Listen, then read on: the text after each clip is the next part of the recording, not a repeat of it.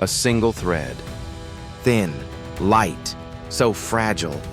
It almost feels like it could snap between your fingers. But what if that thread could stop a bullet? Not slow it, not weaken it. Stop it. A force designed to tear through metal, halted by something that looks like fabric. It sounds impossible, like a contradiction, because strength is supposed to be heavy, rigid, visible. But sometimes, the strongest things in the world are the ones you almost overlook.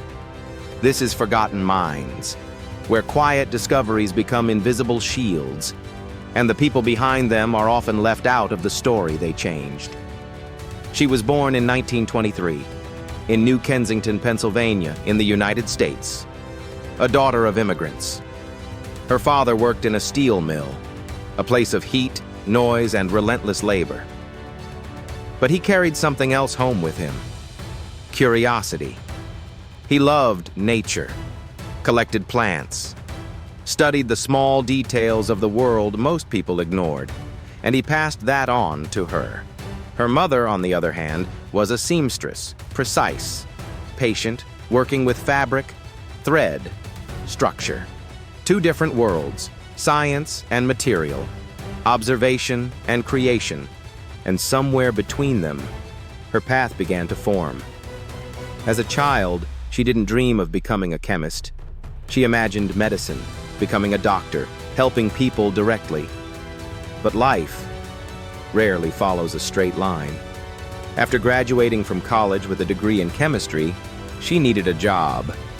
Just temporary, she thought. Something to support her while she figured out her future. So she joined a company, a chemical company, a place where polymers, long chains of molecules, were studied, stretched, and shaped into new materials. She didn't know it yet. But she had just stepped into the work that would define her life. At first, it was routine: testing, mixing, observing, repeating, the quiet rhythm of laboratory work. But over time, something changed. Curiosity deepened.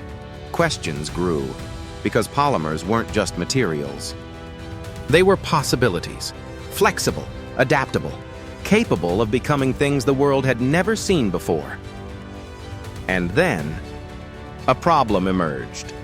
The company was searching for a new kind of fiber, something strong, something durable, something that could replace steel in certain applications. Lightweight, but powerful. It sounded ambitious, almost unrealistic, but she took it on. Experiment after experiment.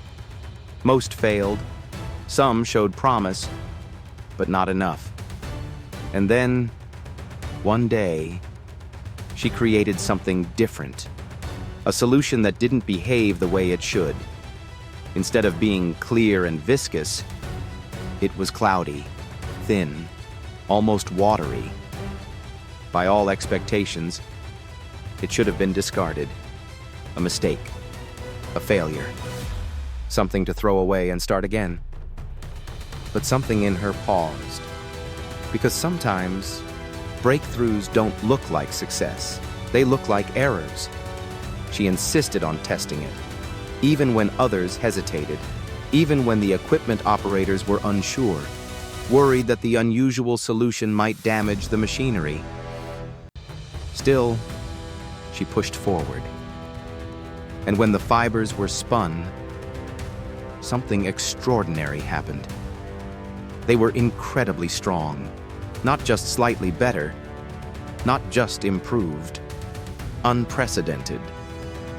Stronger than steel, by weight, flexible, heat-resistant, durable beyond expectation. It was unlike anything anyone had seen before. That material would later be known as Kevlar, a fiber that would go on to change industries, to redefine protection, to save lives. But in that moment, it was just a strange result, a quiet anomaly, discovered by someone who refused to ignore it. Her work expanded, the material was developed, refined, applied, and eventually, It found its most powerful use: bullet-resistant vests, protection for police officers, for soldiers, for people who step into danger, so others don't have to. Think about that. Moments where lives hang in balance, a single impact, and something unseen stops it, absorbs it, protects. Because of a discovery that almost didn't happen, because of a solution that almost got thrown away, her work extended beyond that. Kevlar found use in aerospace, in cables, in helmets, in countless applications where strength and lightness were critical. It became part of the modern world, quietly present, rarely noticed, but always there. And yet, her name? Not as widely known, not as instantly recognized, because the material became famous, the invention became essential, but the inventor remained in the background. She continued her career, dedicated, focused, contributing to science in ways that didn't seek attention. She earned recognition within her field, awards, respect, acknowledgement from those who understood the significance of her work. But outside of that, her story wasn't always told, not in the same way, not with the same visibility. And yet, her impact was undeniable. She never married, never had children.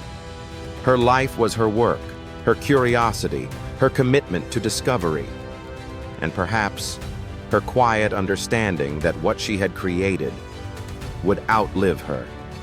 She passed away in 2014, at the age of 90. A long life, a life that witnessed the transformation of her discovery into something global, something essential. But still, a life that existed mostly outside the spotlight. And that leaves us with something to think about. How many lives have been saved because of something we can't see? How many moments of survival trace back to a decision made in a laboratory? Decades ago, the woman who invented a material strong enough to stop bullets didn't set out to become famous. She didn't chase recognition. She followed curiosity. She trusted an anomaly. And in doing so, she created something that stands between life and death. Every day. Her name was Stephanie Kwolek. And if this story made you realize how much of the world is shaped by people we rarely hear about, then don't let it stay hidden. Subscribe, so these voices continue to rise. Like the video, so more people can discover the stories behind the things that protect them. And if you want to explore the truth behind her work, the references are waiting for you in the first pinned comment, just beneath the surface.